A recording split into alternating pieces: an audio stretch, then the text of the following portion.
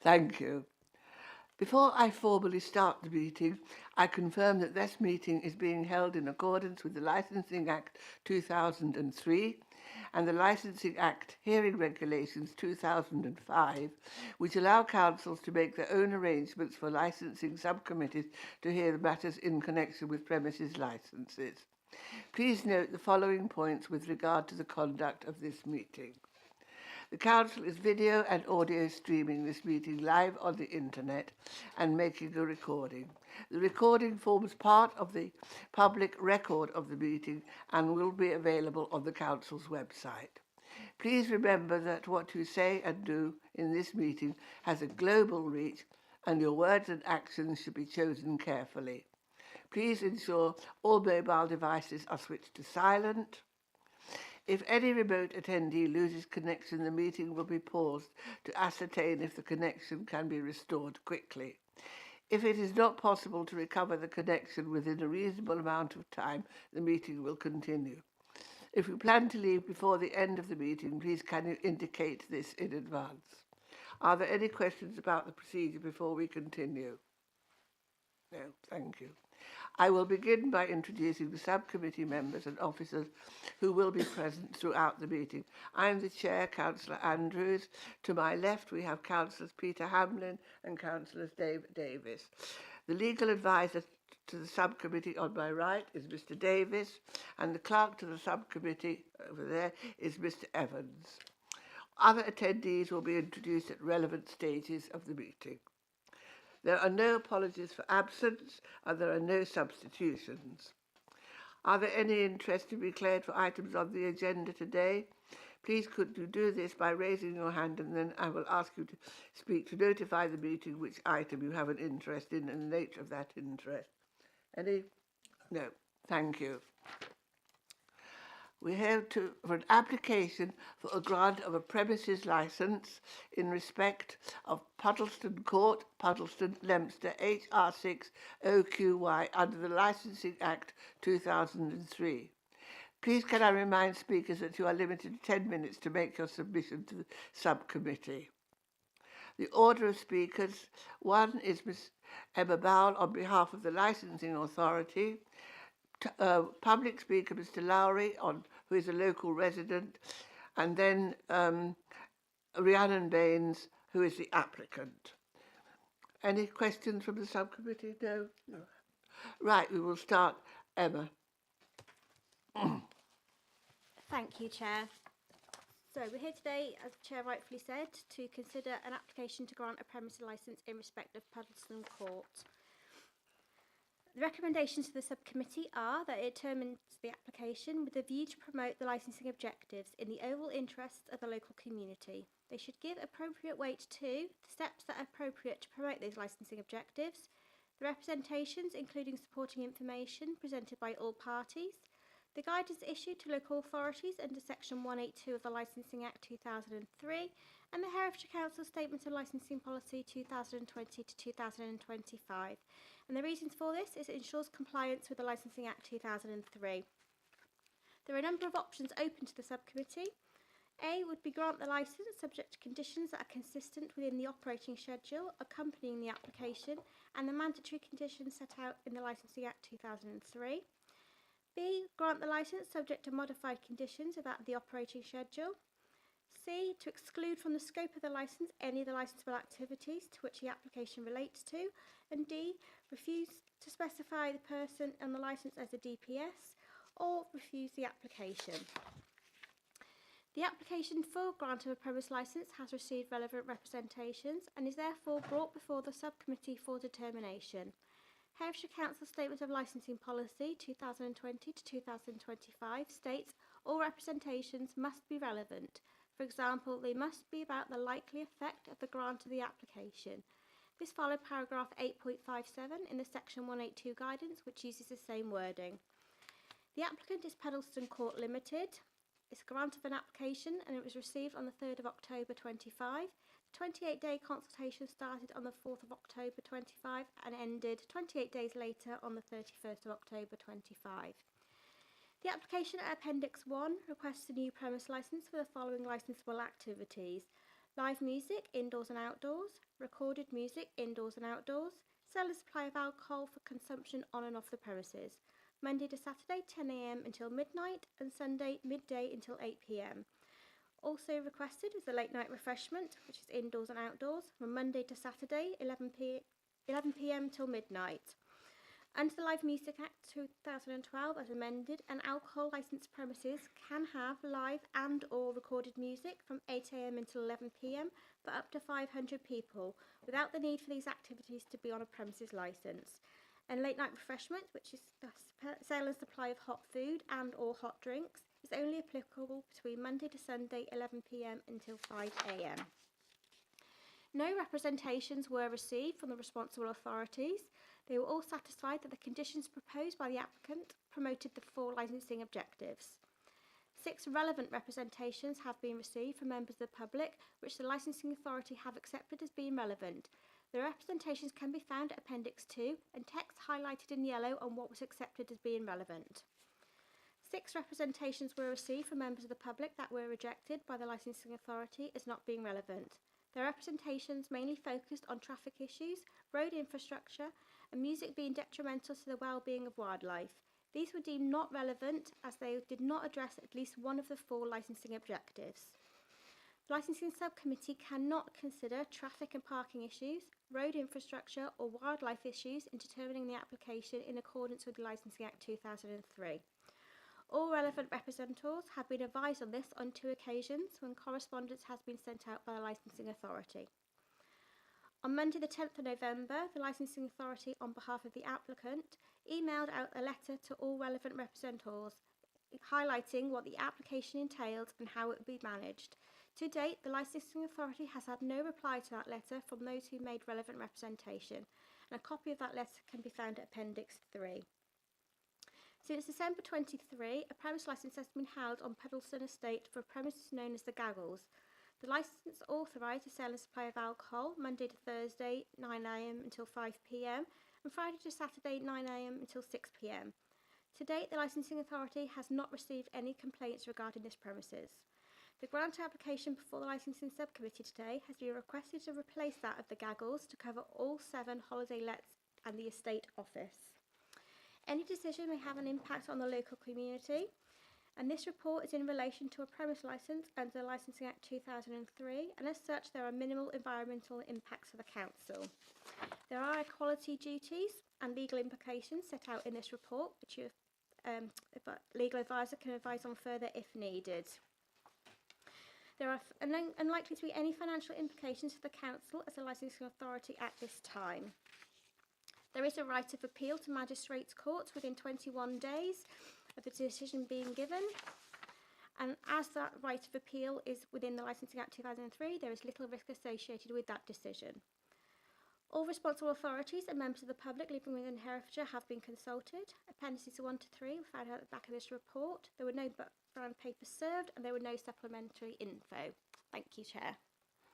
Thank you, Emma.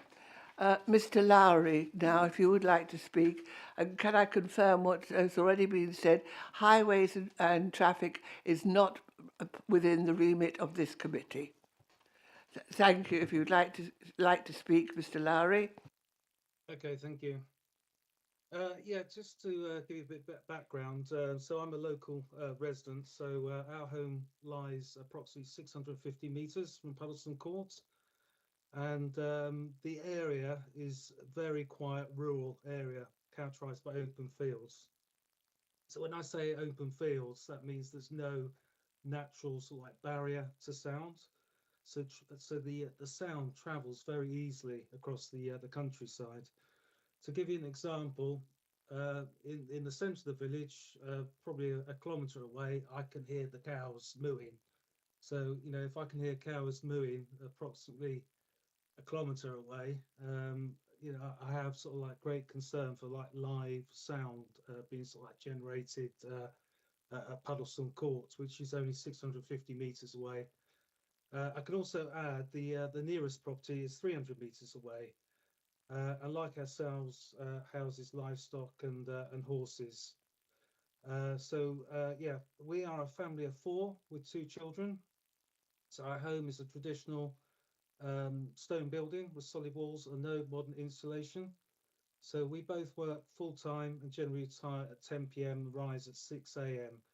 So therefore that means that sleep disturbance with late night outdoor entertainment will have a direct detrimental impact on our health and well-being. We also have two teenage daughters, both studying for the A levels, who also need their sleep. One of the points that's sort of made on the application is that no perceived sound will be heard from the properties, but this is assuming that all doors and windows are closed. So again, the concern mainly is come the summer months when we have our windows open, or we're enjoying some time in the garden, or for example, my daughters were sort of enjoying sort of like studying in the garden. um, you know, we could possibly be subjected to hearing like music in the background, which is a real concern. So yeah, just to give some background. So yeah, Puddleston is a rural parish with approximately 160 people. So dwellings are dispersed, connected by narrow single-track lanes. So there are no constant sources of background noise. So in this environment, even moderate sound levels travel a long distance. Already mentioned, you know, we can hear livestock approximately a kilometre away.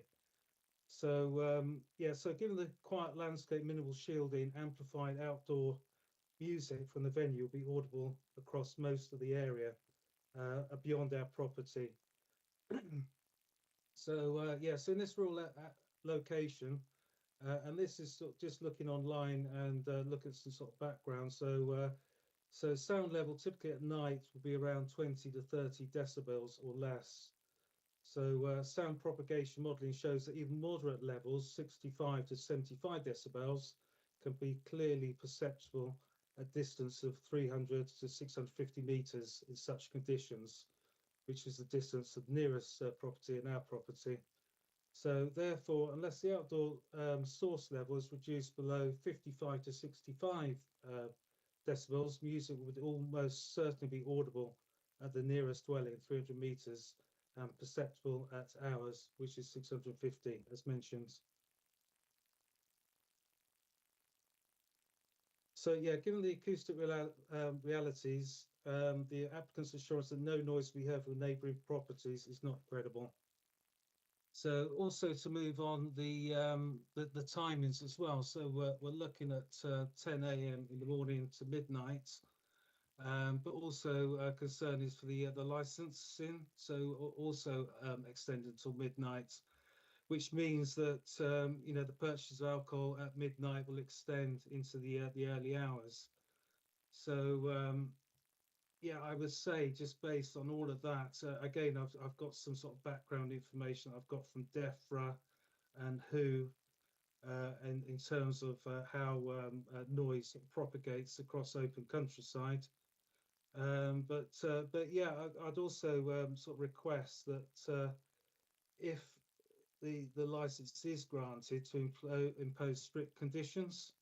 So I'm suggesting that we limit the noise levels, but no amplified outdoor music after 9 o'clock. Maximum sound levels at source set to ensure inaudibility at nearest residential properties. Limits on event frequency and duration. Currently, we're looking at 7 days a week, which I think is totally unreasonable. And we require the applicant to submit a noise impact assessment before any outdoor entertainment is approved. So yeah, that finalises my overview of the situation. Thank you. Thank you, Mr. Lowry. Sorry, Chair, can I just interrupt? a Yes, sec? certainly. Mr. Lowry, I noted, said that to condition live music outdoors from 9 o'clock onwards, no loud music, but under Live Music Act, it's only applicable for They could, 300. Mr. Lowry, they could play live music without a license until 11 o'clock at night. Okay. Thank you. Okay. Thank you. Have you any questions? I'm interested to hear from the applicant what they consider are the likely numbers that are going to be attending and the regularity of the events that you're planning or marketing.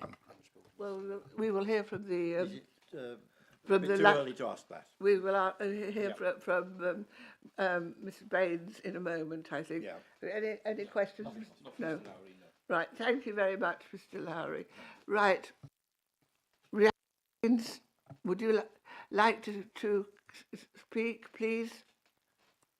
Yes, it was requested, if I may, that Joanne Sterling Brown speaks on behalf of Puddlestone Court Limited, as it is Joanne's job role which entails her to make sure all licensing objectives will be met, and she has done the extensive research into what we will need to do to make sure that she can share it with you all today.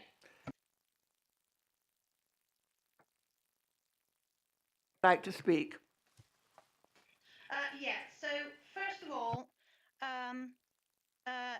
we will have a noise management plan in place, and we've already been testing the sound levels at the extremities of the property. We won't be having events 7 days a week. The alcohol license is so that we can actually supply guests with alcohol when they're on holiday, basically. Events generally will be based around experiences for guests. So yoga, wellness weekends, craft weekends and things like that. Weddings and large corporate events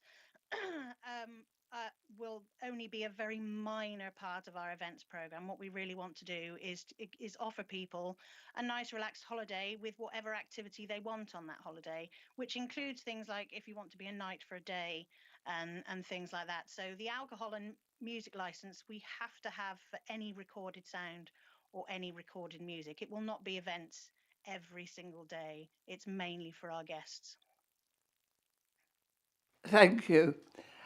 There seemed to be some anxiety that you were going to have fireworks. Can you clarify for the benefit of Mr. Lowry and anybody else who is watching that you have no plans to have fireworks displays, even if wedding party asks for it? There will never be fireworks in place. We have livestock on our own site.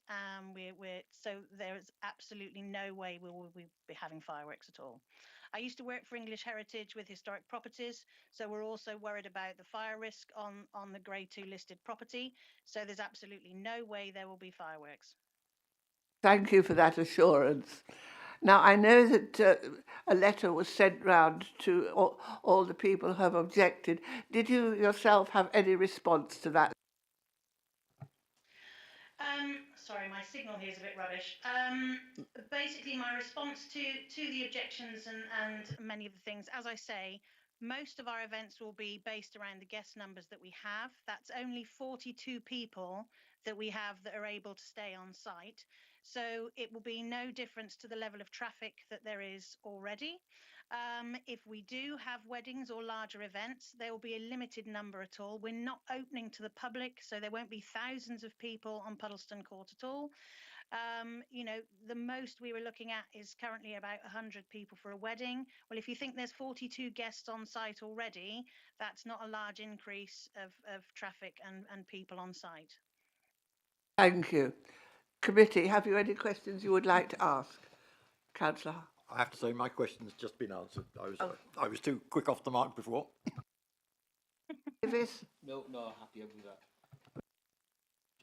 that. Mr. Davis, did you want? Yes, please, Chair. Just in terms of the events you're holding, I understand there's a certain atmosphere around the events you're trying to create in terms of sort of yoga and so on. Have you got any sort of guidelines or rules in place around the kind of music that will be played at any event? To be fair, with yoga and things like that, if anything, it's going to be very quiet background music, and generally they won't want it. Most of the yoga instructors that we've spoken to actually just want the natural sounds of the natural landscape. Any recorded music that we play for weekends like that will be things like in the treatment rooms when people are having a massage, so it'll be gentle, quiet soundscapes.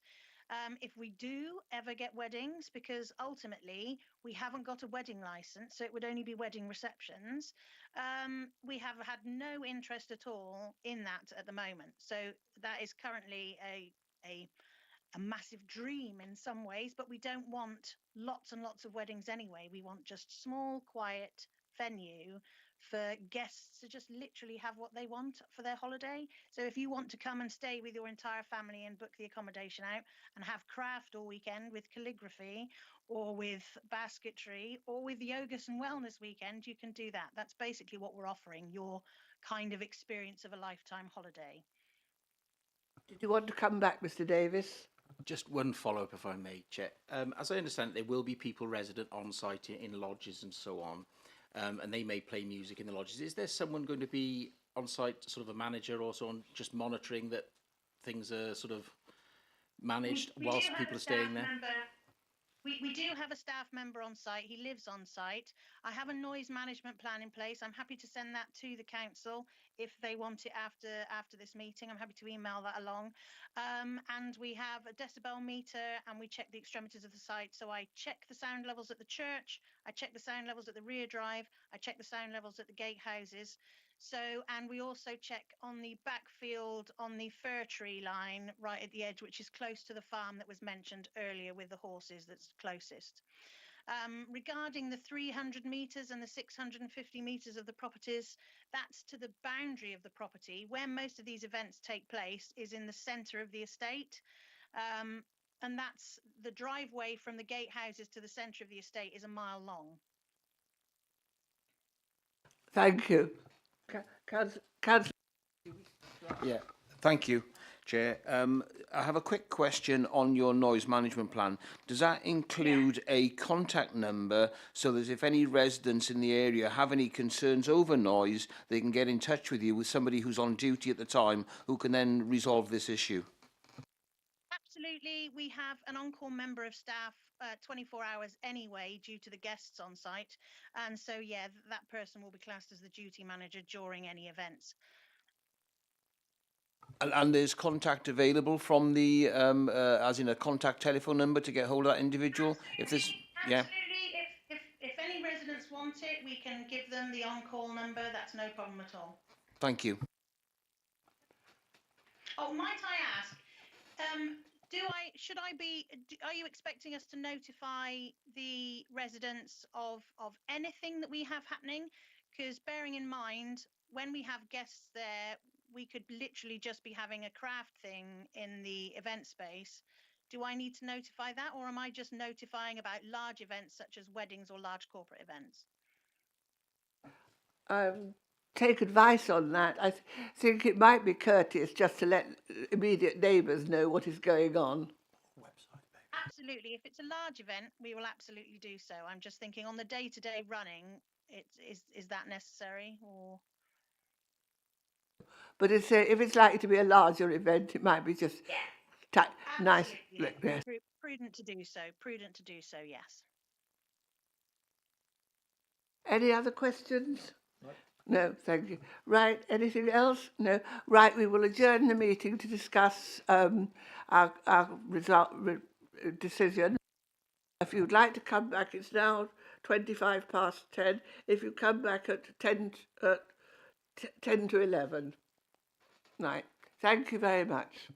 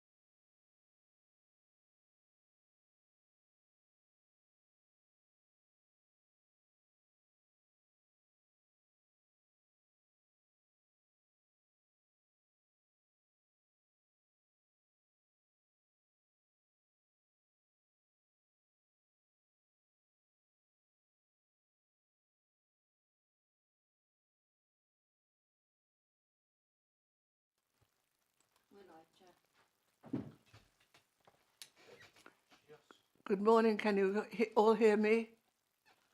Yes. Right. Yes. Thank you. Yeah. Lovely. Thank you very much. The subcommittee's decision is to grant the application as applied for. A full decision notice with reasons will be sent to all relevant parties in 5 working days. Can I thank you all for attending, and I now close the meeting at 9 minutes to 11. Thank you all very much. Thank you.